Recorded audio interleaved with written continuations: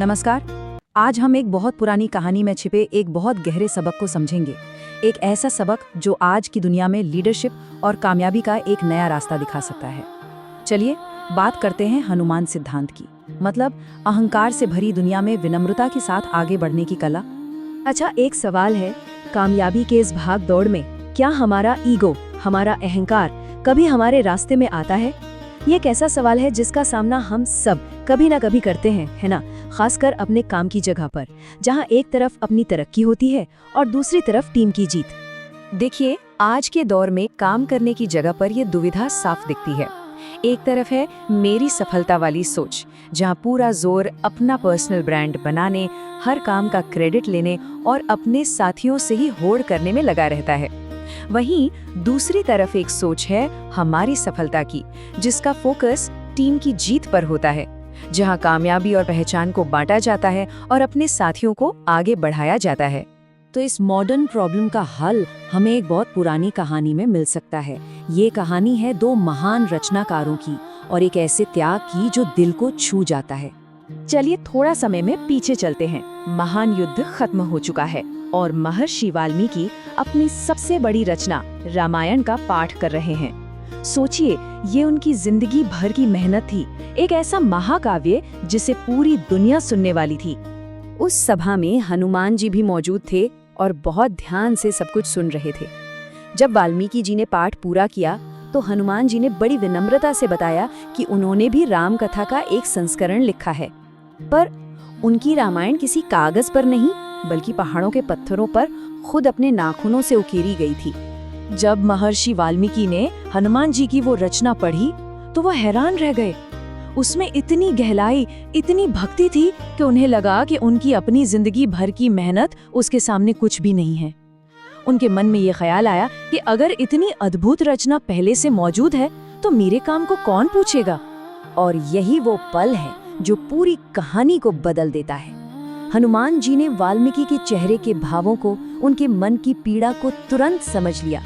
उन्होंने इसे किसी के अहंकार पर लगी चोट की तरह नहीं देखा, बल्कि एक साथी कलाकार के सच्चे दर्द को महसूस किया। और फिर हनुमान जी ने वो किया जिसकी कोई कल्पना भी नहीं कर सकता। उन्होंने एक एक करके वो पत्थर, वो शिलाएं उठाई जिन पर उनकी पूरी कहानी लिखी थी, और बिना एक पल सोचे उन्हें गहरे समुंदर में फेंक दिया।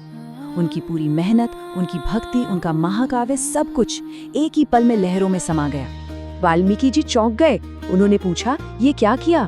तो हनुमान जी ने बड़े शांत भाव से जवाब दिया, महर्षि, मैंने ये कथा तो बस अपनी भक्ति के लिए लिखी थी। आपकी रामायण तो दुनिया की भले के लिए है। अगर मेरे काम से आपको दुख होता है तो फिर उसका कोई मोल नहीं।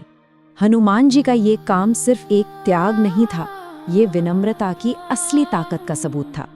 चलिए इस महान बलिदान के पीछे छिपे सबक को थोड़ा और गहराई से समझते हैं। इस कहानी का जो सार है वो है निस्वार्थ सेवा। इसका सीधा सा मतलब है अपने फायदे या नाम कमाने की जगह दूसरों की कामयाबी, उनकी भलाई और उनके सम्मान को ज्यादा अहमियत देना। हनुमान जी ने अपनी शोहरत से ज्यादा वाल्मीकि जी के मन की शांति को चुना।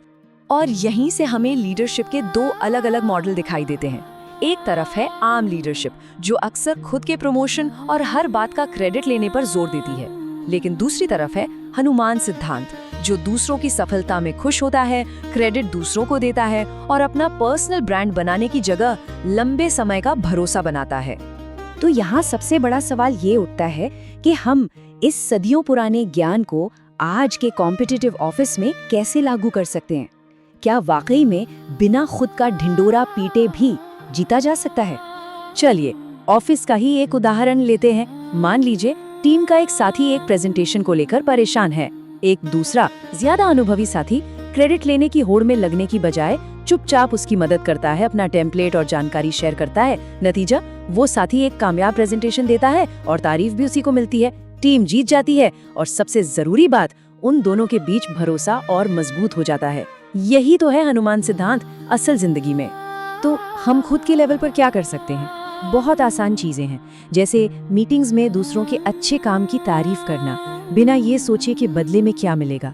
किसी की मदद कर देना, बोलने से ज्यादा दूसरों की बात ध्यान से सुनना, और जब अपनी तारीफ हो तो सबसे पहले टीम को धन्यवाद देना।